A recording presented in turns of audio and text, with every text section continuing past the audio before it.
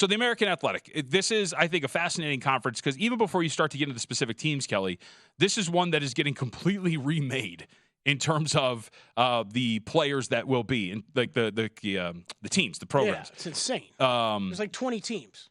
Yes. So I think the actual number is lost 4, added 6, and pretty much every single one of them actually is from Conference USA. So this is, we've called this Conference USA Light because you get a lot of those teams. And at the top, we get the names that you expect. Tulane, the favorite to win the conference at plus 210.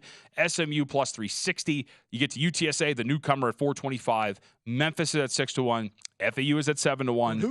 And then you get to the double digits, the long shots, right? Because there seems to be a gap between the top 5 teams in the conference and then the rest of it. East Carolina, North Texas at 35-1 and on. Very quickly before we get to win the conference, because I did mention a team there, it does set up for, I think, a pretty good calendar year for your Owls.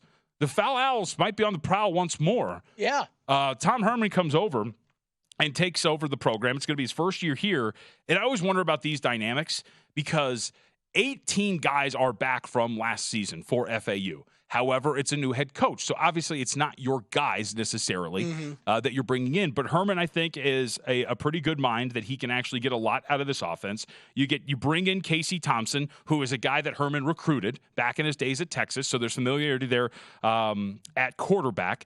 Thompson, too, if you look at it in his career, 20 starts, 4,500 yards, 63%, 41 touchdowns.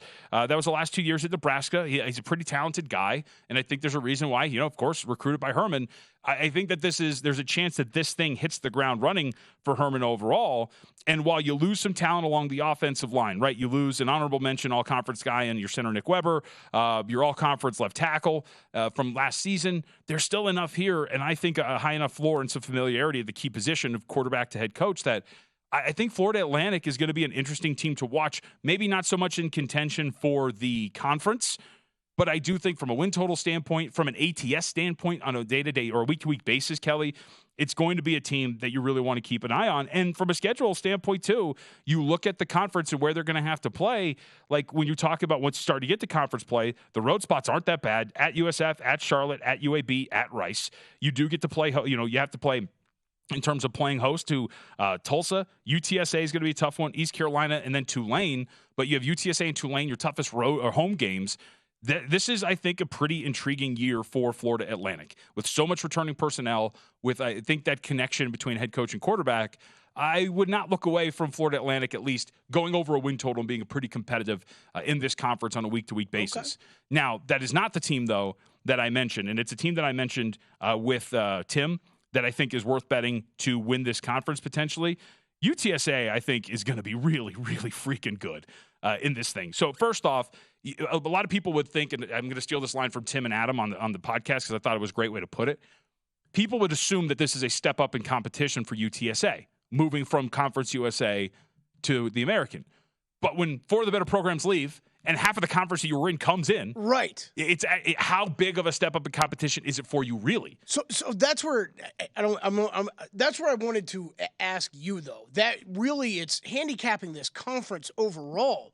That's where you got to start, right? Mm-hmm. I mean, the teams that have exited and the new teams that are in, this is a conference that probably looks more like Conference USA than it even did for the AAC a year ago. Yes, I would agree. And so I think that's why, if you're a team like UTSA, when you have a quarterback like Frank Harris coming back, when you have the skill position and offensive line that is largely intact from a season ago, but of course, remember, that team won 11 games and they bring back 16 overall starters.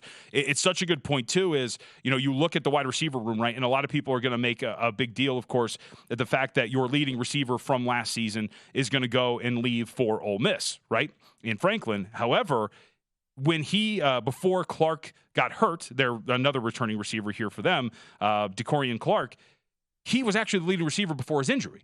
So you can make a case that while when you lose some of these guys to transfers, there's a case to be made that the skill position returning is actually pretty good. So overall, you have so much returning talent. You have a conference that I think, as we've seen from the odds, there's a pretty big gap between the teams at the top and the teams at the bottom.